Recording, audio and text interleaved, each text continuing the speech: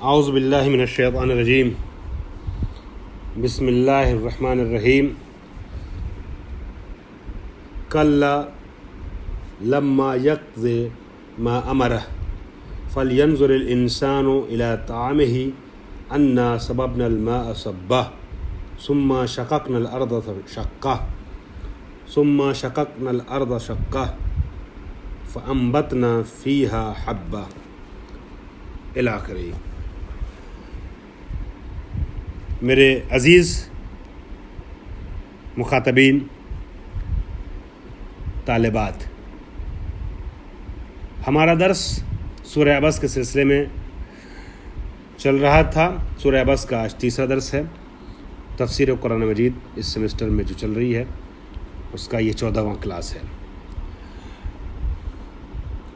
گفتگو یہاں تک پہنچی تھی کہ خالق کائنات نے انسان کی خلقت کے مراحل کا خلاصہ پیش کیا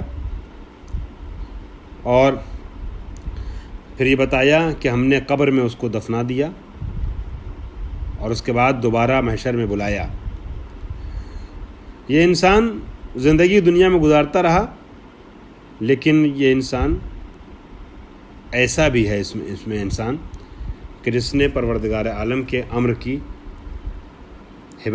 کی پیروی نہ کی، اور اس کے بعد اس انسان کو دنیا میں دی گئی اس کی نعمتوں کی طرف توجہ دلائی جا رہی ہے، اسے متوجہ کیا جا رہا ہے، تاکید کی جا رہی ہے کہ ذرا غور کرو۔ فَلْيَنْظُرِ الْإِنسَانُ إِلَىٰ طَعَامِهِ فَلْيَنْظُرِ الْإِنسَانُ نَظْرَ اعتبار۔ ترجمہ پہلے تھوڑا سا کر لیتا ہوں۔ میں نے گزشتہ درس میں اس میں سے بعض آیات کا ترجمہ کیا تھا کہ ہرگز نہیں اس نے حکم خدا کو بالکل پورا نہیں کیا۔ ذرا انسان اپنے کھانے کی طرف تو نگاہ کرے۔ بے شک ہم نے پانی برسایا ہے، پھر ہم نے زمین کو شکافتہ کیا ہے، پھر ہم نے اس میں سے دانے پیدا کیے ہیں، اور انگور اور ترکاریاں اور زیتون اور کھجور اور گھنے گھنے باغ، درخت اور میوے اور چارہ، اور یہ سب تمہارے لیے اور تمہارے جانوروں کے لیے سرمایہ حیات ہے۔ یہ سب ہم نے بنایا ہے۔ کیوں بنایا ہے؟ تمہارے لیے زندگی کا سرمایہ قرار دیا اسے۔ پھر جب کان کے پردے پھاڑنے والی قیامت آ جائے گی، جس دن انسان اپنے بھائی سے فرار کرے گا،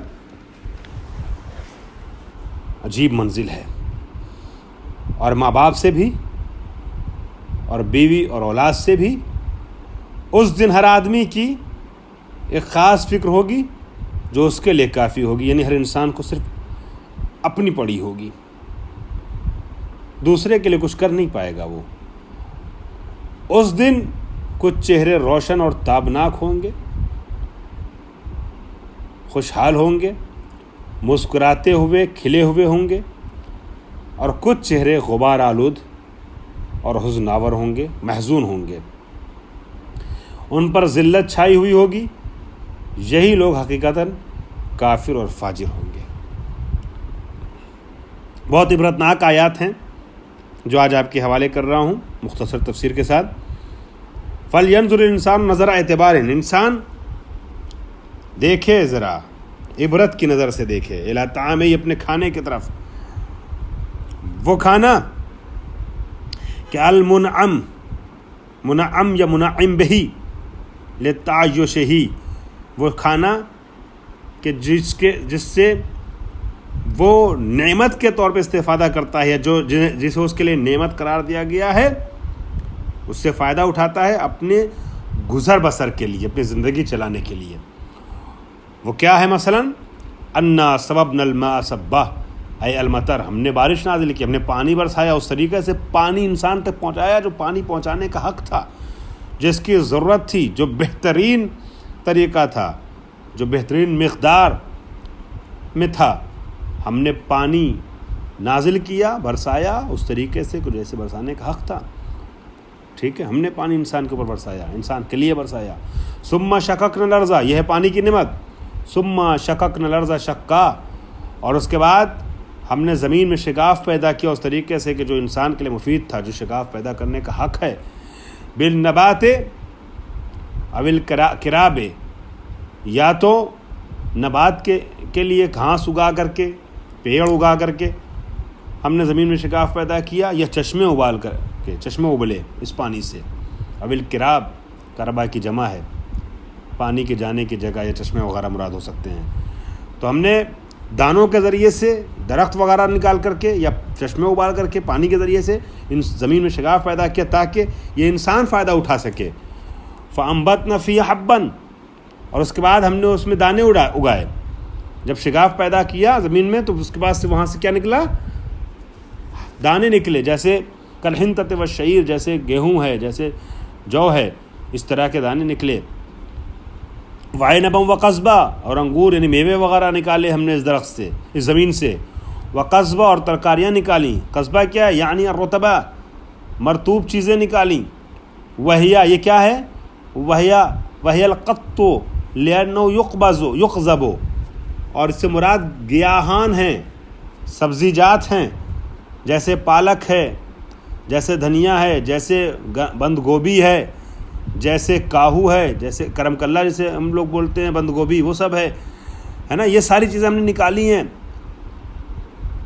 لأنه اسے مراد جو ہے اس سے قصباً سے الرطبہ یعنی القط ہے. کیوں؟ لأنه یقذب، چونکہ یہ چیز نکالی جاتی ہے توڑ کر کے، اکھاڑی جاتی ہے. یقطف ینبت، اس کو کاٹ لیا جاتا ہے پھر سے نکل کے آتا ہے. وہ تحریر کرتے ہیں تفسیر نور میں استاد محترم آیت اللہ محسن قراتی حفظہ اللہ، ان کی عبارت میں پڑھ رہا ہوں. وہ کہتے ہیں کہ عنبن یعنی انگور، اور قصبن کیا ہے؟ گیاہان خوردنی ہمچون سبزی جات کہ اغلب دستچین و بے صورت خام خورد میشوند. مراد ایسے گیاہ ہیں، ایسے سبزی جات ہیں، پتے ہیں کہ جو خوردنی ہوتے ہیں، کھائے پی جاتے ہیں، اور عام طور پہ بغیر جو ہے وہ پکائے ہوئے کھائے جاتے ہیں. جیسے میں نے عرض کیا کاہو وغیرہ ہے، ہرا پتہ وغیرہ ہوتا ہے، ٹھیک ہے، دھنیا ہے، اور یہ یا مثال کے طور پر جو ہے وہ بند گوبھی ہے، یا سلاد میں جو پتے ڈالے جاتے ہیں وہ سب زیادہ تر مراد ہیں. انہیں توڑا جاتا ہے، کاٹا جاتا ہے قصباً، پھر سے نکل آتے ہیں. ٹھیک ہے، ایسے ہم نے تمہارے لیے وہ قصب تیار کیے ہیں، رطب تیار کیے ہیں، کھانے تیار کیے ہیں، تمہارے لیے آمادہ کیے ہیں، زمین سے نکالے ہیں.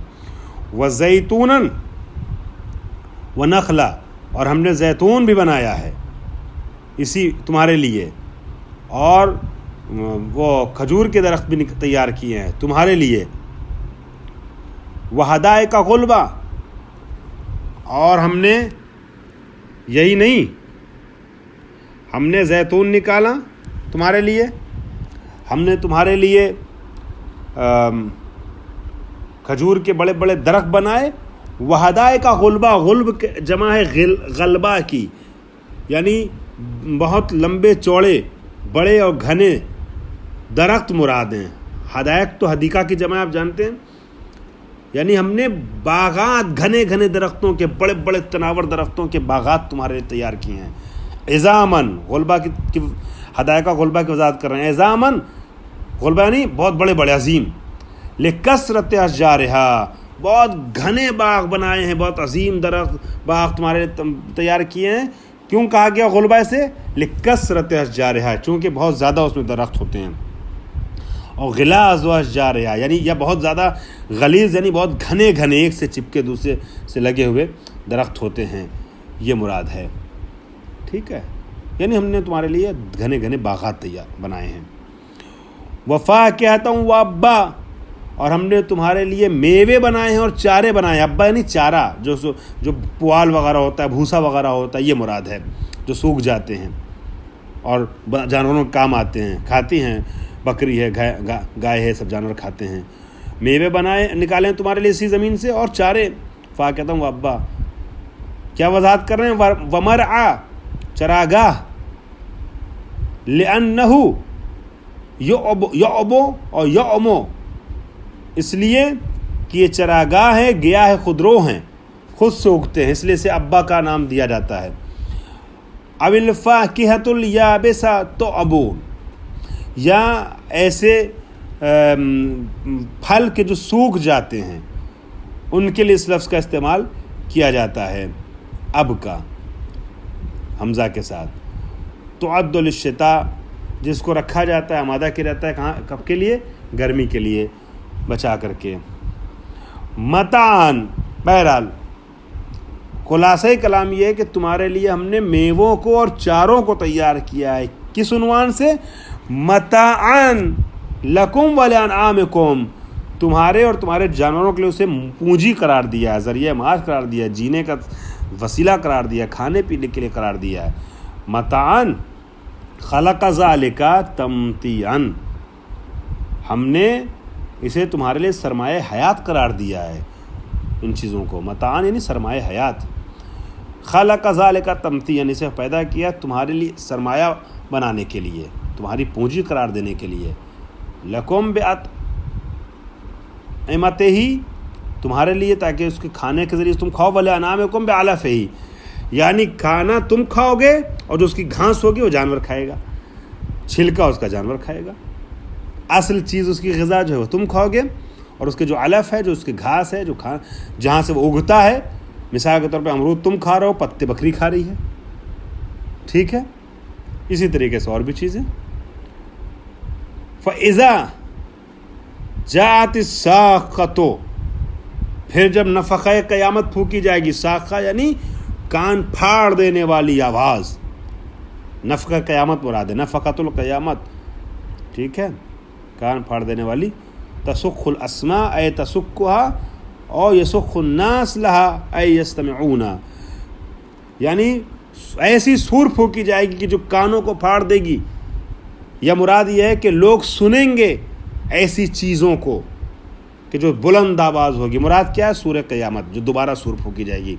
پہلی سور میں انسان، البتہ یہاں تصریح نہیں کہ پہلی یا دوسری، دو سور پھونکی جائے گی. پہلی سور وہ ہوگی کہ جس میں، وہ بھی قیامت کی سور ہے، جس میں انسان سب ختم ہو جائیں گے. دوسری سور وہ ہوگی جب انسان دوبارہ زندہ کیے جائیں گے سب کے سب.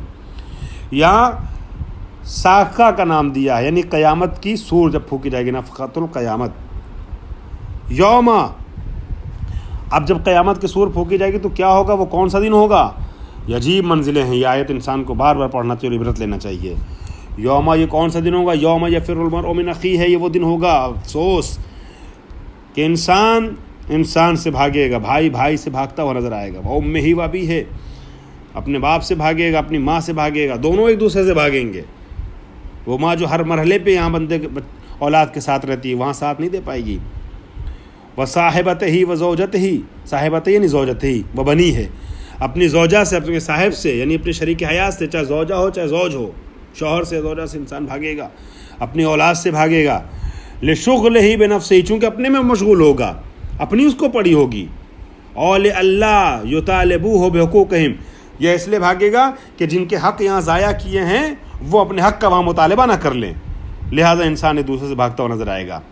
لیکن یہی مفہوم زیادہ مشہور ہے کہ انسان کے پاس اپنے عمل کا حساب دینے کے لیے کچھ ہوگا نہیں اس محشر کے ماحول میں، تو دوسروں کی فکر کیا کرے گا؟ ہر انسان کو پڑی ہوگی اپنی نفسی کا عالم ہوگا. جی منزل ہوگی، واہ واہ، قیامت کی منزل. خدا ایسے موقع پہ اہل بیت کو ہمارے ساتھ کر دے تاکہ وہ ہمارا ہاتھ تھام لے، ہم کو نجات دلا سکے. لِكُلِّ امْرِئٍ مِّنْهُمْ يَوْمَئِذٍ شَأْنٌ يُغْنِيهِ، ہر شخص کی اپنی ایک الگ شان ہوگی، یعنی اپنی حالت ہوگی کہ جو اس کے لیے کافی ہوگی، اس کو بے نیاز کرے گی، مطلب اس کے لیے کافی، یعنی حال یشغلہ عن غیرہ، ایسی حالت ہوگی کہ اس کو اپنی پڑی ہوگی، دوسرے کی فکر ہی نہیں کر پائے گا. یشغلہ عن غیرہ، دوسرے سے مشغول کر دے گا، یعنی دوسرے سے الگ کر دے گا. کسی کی اپنی حالت ایسی ہوگی کہ اس کو دوسرے کی فکر ہی نہیں ہوگی. اب یہاں پر دو طریقے کے لوگ ہوں گے، اور ان دو طریقے کے لوگوں کے لیے قرآن کہتا ہے وجوہ یومئذ مسفرہ، یعنی مضیہ، اس میں سے کچھ چہرے ایسے ہوں گے جو روشن ہوں گے، کھلکھلاتے ہوں گے. ضاحکۃ مستبشرہ بفوزها بالکرامات، چونکہ کامیابی تک پہنچ گئے لہذا خوشحال نظر آئیں گے. ووجوہ یومئذ علیہا غبرہ، اور اس میں کچھ چہرے ایسے ہوں گے کہ جن کے اوپر غبار ہوگی، جو غبار آلود ہوں گے، محزون ہوں گے. اس کے بارے میں ایک دو جملے اور ہیں، وہ انشاءاللہ اگلے درس میں بیان کروں گا. الحمدللہ رب العالمین.